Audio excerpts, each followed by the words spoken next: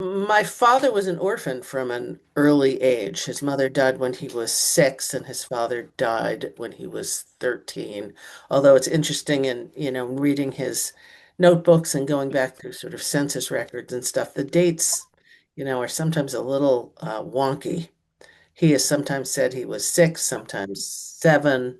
I don't think he really remembered. His parents were, he never ever talked about his parents, ever. He never talked about being an orphan, never talked about his parents. In writing the book, I tried to do some research about his parents. And I knew a little bit more about his father, who ran a shirt company in the Lower East Side, where a lot of Jews of his age and ilk went into business.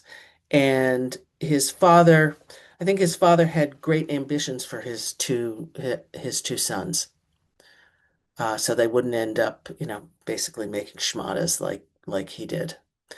His mother, I think, was quite religiously observant, and sort of very much strict to the letter of the Jewish domestic law. But I don't really know anything about her, because since she died when he was 6, he didn't really know much about her. And uh, he used to say that when he went to apply for his first passport, he couldn't remember his mother's maiden name. And to this day, I don't know whether that's true, but I've sort of concluded it doesn't matter if it's true because it is the story that he told to suggest something else, which is basically I've taken this part of my life and put it away. We're not going to talk about it. Uh, in contrast, my mother's parents were very, very present. Um, and my mother, unlike my father, he was very shy, very reticent, and quite hidden, although charming personally, I think. And you would meet him at a party, and he would make you feel that he was very much listening to you, which I think he was, and gentle and kind, but very hard to kind of read him. My mother is sort of the opposite of that, and you know exactly what she's thinking, and you often know exactly how she's feeling about you. And I think that some of that she got from her father, who was and I've never quite known, did he name himself the father of public relations, or did someone else name him, or does it matter? But he was known as the father of public relations. And he would hold forth from his living room in Cambridge, which is where I knew him. I mean, he had had this very, very successful career and development of the whole profession when he lived in New York. And then he and my grandmother moved to Cambridge along with my mother's sister and her family, and then slightly after that, my parents. And people just sort of flocked to him for professional advice. And he would give you his sort of 5-year plan.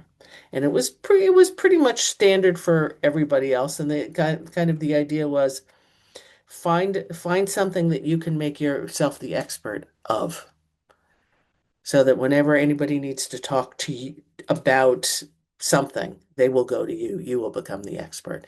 Very sort of future oriented, and absolutely no room for any emotional decision. That just didn't exist.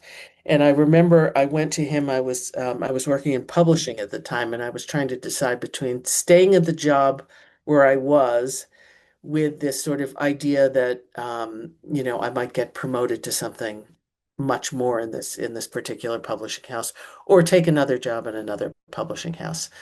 And I was saying that there were sort of these, I didn't call them emotional reasons, he did. There were reasons where I wanted to stay. There were people I liked, there was proximity to this, there were these opportunities. And he basically, dismissed all that.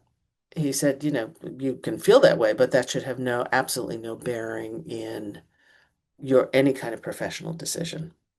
So that's an interesting thing to hear when you're, 20, 22, 23, something like that, how much those things should play. He was all about self-promotion. And he would call, for instance, he referred to my mother as the novelist. not a novelist, but the novelist, or my father, the biographer. So, there was a real message of no one is going to promote you the way that you can promote yourself. And if you refuse to promote yourself, don't come crying to me. Like it's all there, all yours for the taking, which as a kid is kind of it's intimidating, but it's also a little bit off-putting. Um, because he was, my feeling about him, he was quite sort of blustery and, sort of self-centered. Um, so he did not know me in my writing career at all. I think I had just started to write just about the time he died, so he didn't know me at all in that way. I don't know how he felt about my parents as writers. He was very, for